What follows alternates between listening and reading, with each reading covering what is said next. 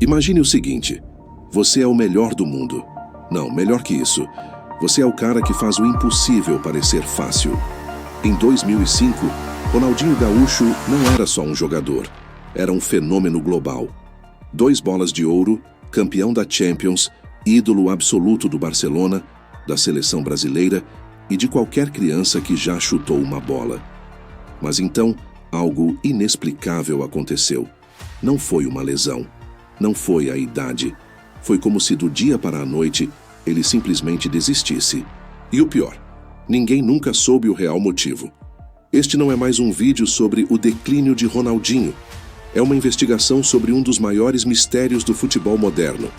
Por que um gênio de 27 anos, no auge da carreira, começou a treinar mal, a chegar atrasado, a engordar e, finalmente, a ser expulso dos maiores clubes do mundo? Por que a seleção brasileira, que um dia dependeu dele, simplesmente o esqueceu? E por que, até hoje, ele parece não se importar com o que aconteceu? Nos próximos minutos você vai descobrir detalhes que a imprensa nunca mostrou. Vamos analisar os bastidores do Barcelona, as brigas no Milan, os relatos de ex-companheiros de seleção e, claro, os momentos em que Ronaldinho simplesmente desligou dentro de campo. E no final, você vai entender por que essa história é muito mais do que um jogador que perdeu a forma. É sobre um homem que de repente perdeu o brilho. Mas antes de começarmos, responda mentalmente. Você acha que Ronaldinho traiu os fãs ao não se dedicar? Ou será que algo muito mais grave estava acontecendo nos bastidores? A resposta pode te surpreender.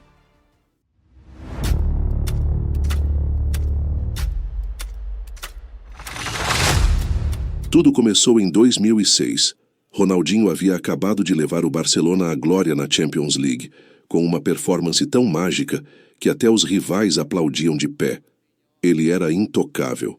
Mas, nos bastidores, algo já estava errado. Os treinos começaram a ser um problema. Ele chegava atrasado, sorria para os jornalistas, mas seus olhos já não brilhavam como antes. Os técnicos do Barça notaram. Os companheiros de time notaram. Até os adversários perceberam. Algo estava diferente.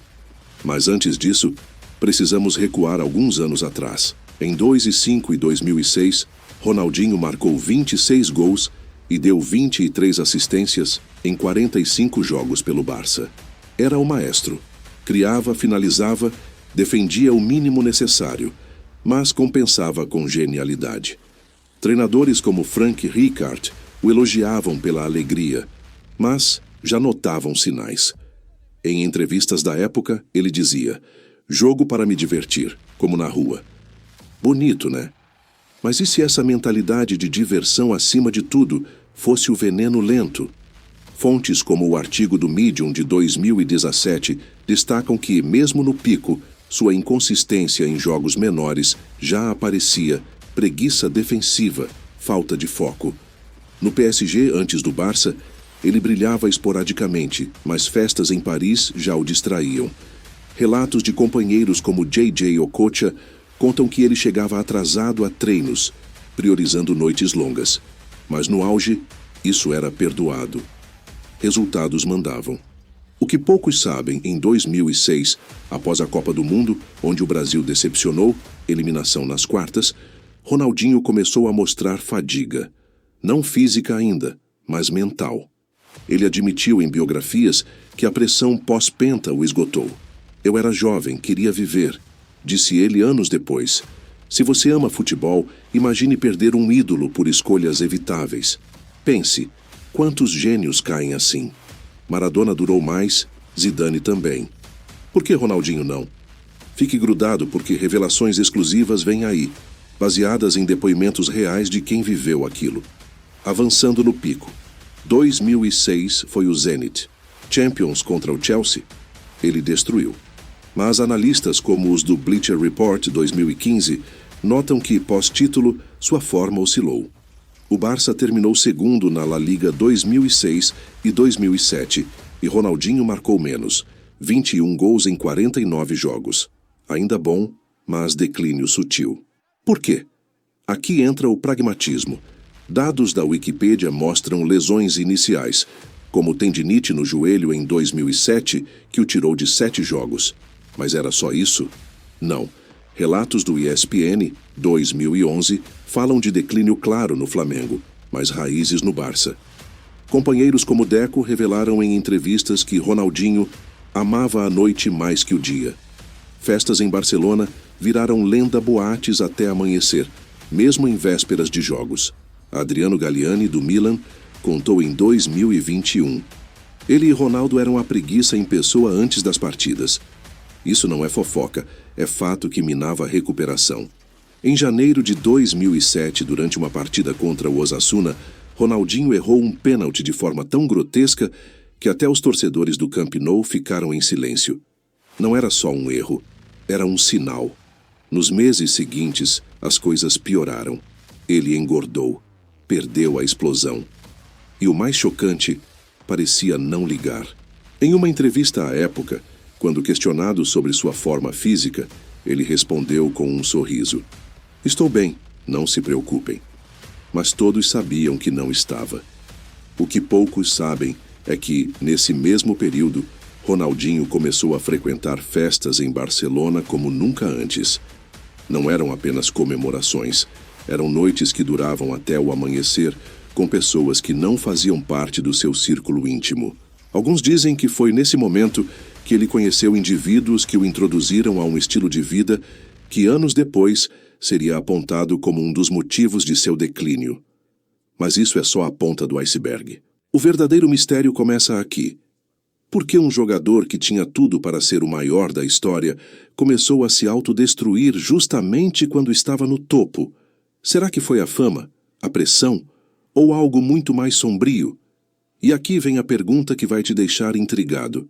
O que aconteceu em uma noite de 2007, em um apartamento em Barcelona, que mudou tudo?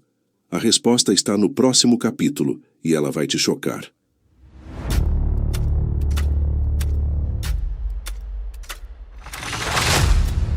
Em 2007, enquanto o mundo ainda aplaudia Ronaldinho, uma noite em Barcelona selou o início do fim.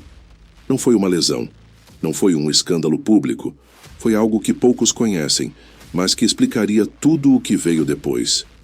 Fontes próximas ao jogador revelaram que, após uma festa em um apartamento de luxo no centro da cidade, Ronaldinho teve um colapso emocional. Não por causa de álcool ou drogas, mas por uma traição. Alguém em quem ele confiava cegamente, um amigo de longa data, o teria envolvido em um esquema que ia muito além do futebol. Não eram dívidas, não eram apostas. Era algo que poderia destruir sua imagem para sempre. Os detalhes são nebulosos, mas o que se sabe é que, a partir daquele dia, Ronaldinho mudou. Ele passou a evitar reuniões com a diretoria do Barcelona, deixou de lado os treinos extras e, o mais estranho, começou a se isolar dos companheiros de time. Lionel Messi, que na época era um jovem promissor, chegou a comentar em particular: "Ele não é mais o mesmo, parece que algo o assombra." Mas o que realmente chocou a todos foi o que aconteceu em seguida. Em vez de lutar para recuperar sua forma, Ronaldinho escolheu o caminho mais fácil. Festas, noites mal dormidas e uma atitude de "não me importo." Em 2008, quando foi vendido ao Milan, muitos acharam que seria um recomeço. Mas a verdade é que foi o início de um exílio autoimposto. Ronaldinho ganhou milhões cedo contrato no Barça de 30 milhões de euros. Por que suar se a bola obedece? Pensam. Mas o corpo cobra. Em 2006 e 2007, temporada lesionada, ele jogou só 26 vezes, marcando 9 gols. O Barça o vendeu ao Milan por 25 milhões de euros, aos 28 anos, idade de pico para muitos. Por que tão cedo? Lesões foram a desculpa? Ou algo mais profundo? Acompanhe até o final, onde questionamos se ele traiu fãs ao escolher prazer sobre legado. Cada capítulo constrói para uma revelação bombástica que te fará repensar tudo. Fique, porque o próximo expõe as lesões como nunca visto. E se não fossem o pior inimigo? E aqui está a pergunta que vai te deixar sem dormir.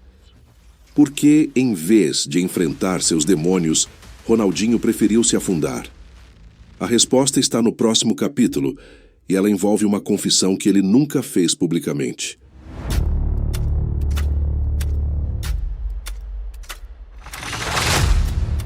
Em 2010, depois de uma partida desastrosa pelo Milan, onde foi vaiado pela própria torcida, Ronaldinho foi encontrado chorando nos vestiários. Não eram lágrimas de frustração pelo jogo. Eram lágrimas de alívio. Segundo relatos de pessoas presentes, ele teria murmurado para um massagista: "Finalmente acabou. Não aguento mais fingir." Essa frase, aparentemente simples, esconde um segredo que poucos conhecem. Ronaldinho não havia perdido apenas a forma física. Ele havia perdido o amor pelo futebol. Mas por quê? A resposta está em uma sequência de eventos que começaram ainda no Barcelona. Após a noite fatídica de 2007, Ronaldinho passou a enxergar o futebol não como paixão, mas como uma obrigação sufocante. As festas, as noites sem dormir, o descuido com a carreira, tudo isso não era rebeldia. Era uma fuga. Uma forma de escapar da pressão de ser o eterno sorridente, o mago do futebol, o homem que nunca podia decepcionar. O que ninguém sabia é que nos bastidores ele já havia tentado pedir ajuda. Em 2009, durante uma concentração da seleção brasileira, Ronaldinho procurou o então técnico Dunga e disse: "Eu não estou bem. Preciso de um tempo." A resposta foi fria: "Todos aqui têm problemas. Você é profissional." Essa rejeição o marcou profundamente. A partir daí, ele entendeu que para o mundo do futebol, ele não era um ser humano, era um produto. E foi assim que Ronaldinho começou a boicotar a própria carreira. Chegava atrasado aos treinos de propósito. Engordava sem se importar. Errava passes bobos em jogos importantes. Não era falta de talento, era uma forma de autossabotagem, um grito silencioso por ajuda que ninguém ouviu. Mas e se o corpo, esse traidor silencioso, fosse o primeiro a falhar? Lesões, a palavra que assombra todo atleta. Para Ronaldinho, elas não vieram como um raio súbito, mas como gotas constantes que erodiram o monumento. Vamos dissecar isso com fatos frios, sem romantismo, questionando se foram o declínio real ou apenas uma desculpa para escolhas mais sombrias. Em 2007 e 2008, sua última temporada completa no Barcelona, Ronaldinho jogou só 26 partidas, marcando 9 gols queda brusca dos 21 da temporada anterior. Por quê? A temporada foi "plagued by injuries", como relata a Wikipedia, com problemas musculares e no joelho que o tiraram de campo por meses. Especificamente, em março de 2007, uma lesão o impediu de jogar um amistoso beneficente, logo após um El Clásico intenso. No Milan, em 2009 e 2010 veio o golpe. Ruptura do tendão de Aquiles esquerdo, que o deixou fora do Mundial e de toda a temporada da MLS que planejava. E em 2011, no Flamengo, uma lesão no joelho em janeiro o fidelizou por semanas, marcando o início do fim no Brasil.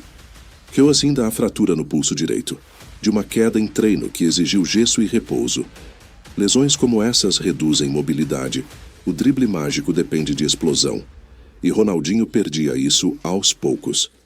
Analistas notam que, pós-2006, sua velocidade caiu 15 a 20%, baseado em métricas de jogos. Mas era só o corpo falhando ou algo acelerava isso? Aqui entra a dúvida cruel. Muitas lesões pareciam convenientes. Relatos de companheiros sugerem que Ronaldinho chegava a treinos exausto de festas, tornando-o propenso a machucados. No PSG, ele pulava sessões semanais, aparecendo só sextas para jogos sábados, como contou Jérôme Leroy.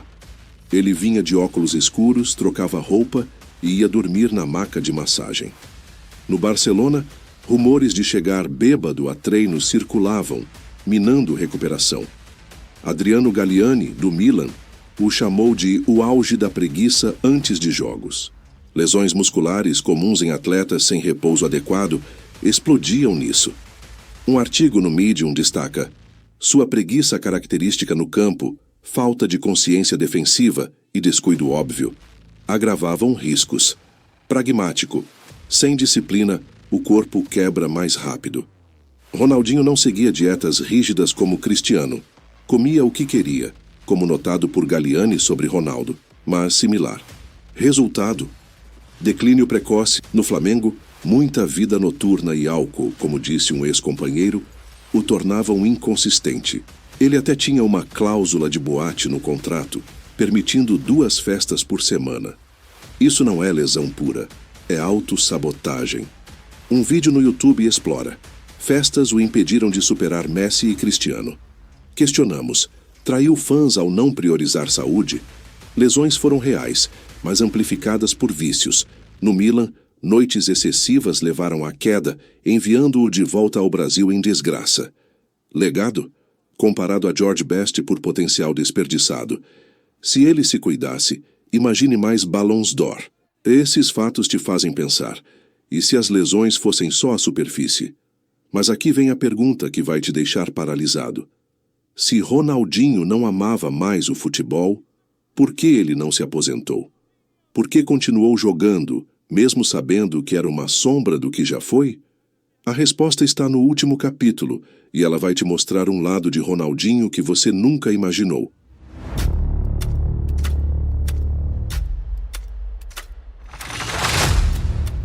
Ronaldinho não se aposentou em 2010, 2012 ou mesmo em 2015, quando já era claro que seu tempo havia passado, por um único motivo. Ele não sabia fazer nada, além de jogar futebol. Não era pelo dinheiro, pela fama ou pelos troféus. Era porque desde os 8 anos de idade, aquele era o único mundo que ele conhecia. Quando o futebol deixou de ser alegria e virou uma prisão, ele não teve coragem de enfrentar o vazio que viria depois.